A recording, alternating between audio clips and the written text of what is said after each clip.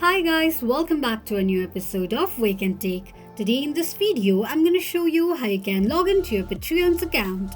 Keep watching the video till the end. To log into your Patreon's account, firstly go ahead and launch open your Patreon application.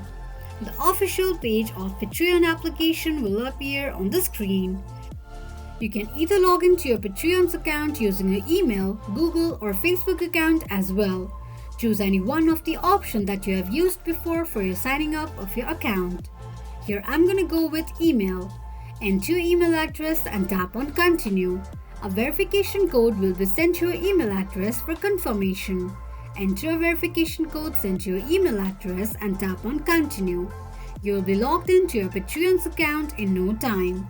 This is how you can sign into your Patreon's account quickly and easily just in few steps.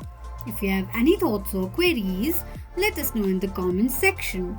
Don't forget to subscribe to our channel. Also press the notification bell icon so that YouTube will notify you whenever we post a new video.